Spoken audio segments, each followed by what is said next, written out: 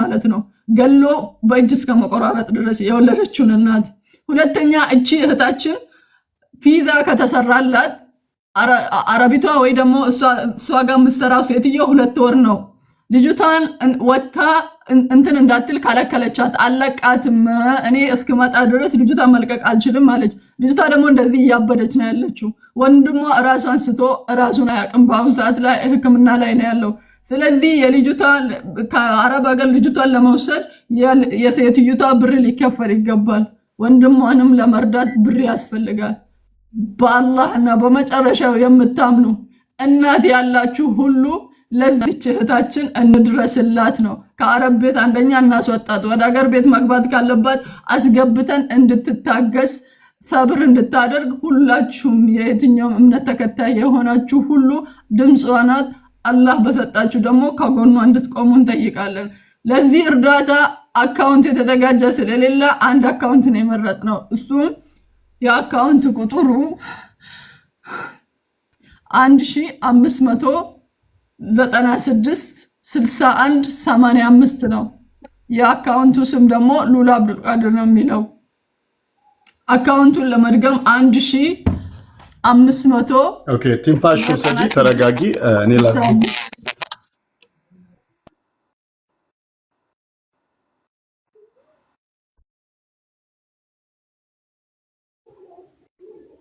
አፉዲን ዱባዱ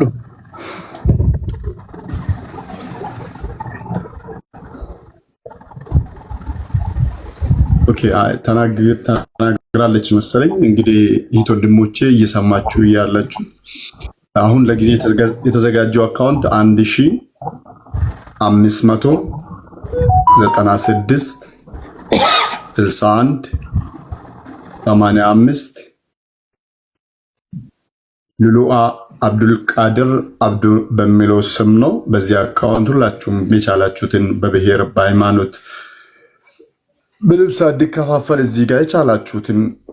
ከመቶ ለመቶ 500 ከሺህ ብር ጀምሮ የቻላችሁትን በዚህ አካውንት እያስገባችሁ አሁኑኑ ለዚች ልጅ እንድረስ እቺም እንዳትታመም ይላለው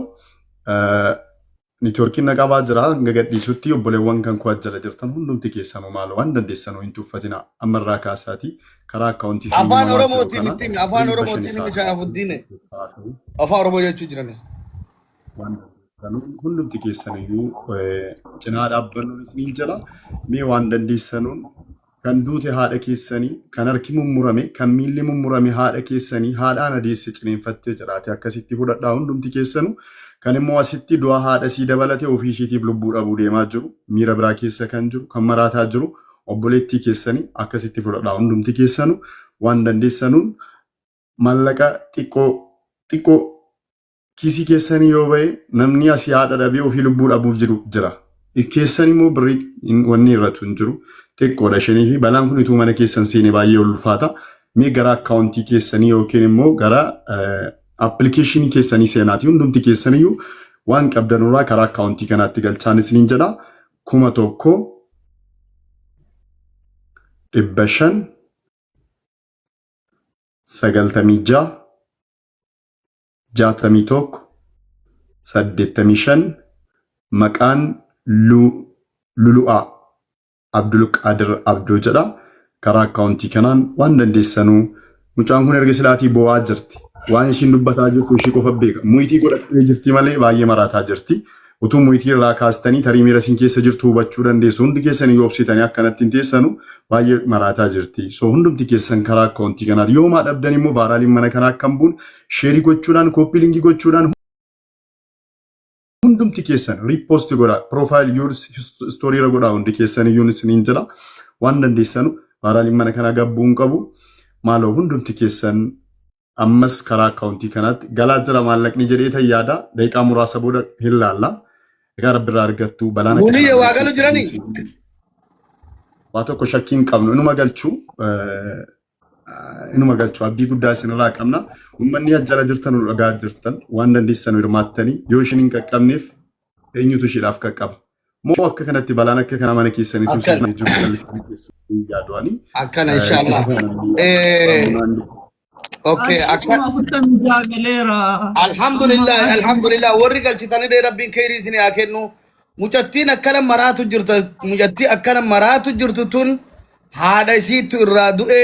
mana maadamii jirti ibidda maadamii san keessa lafa dhooftii sodaatu jirra Dubaay jirti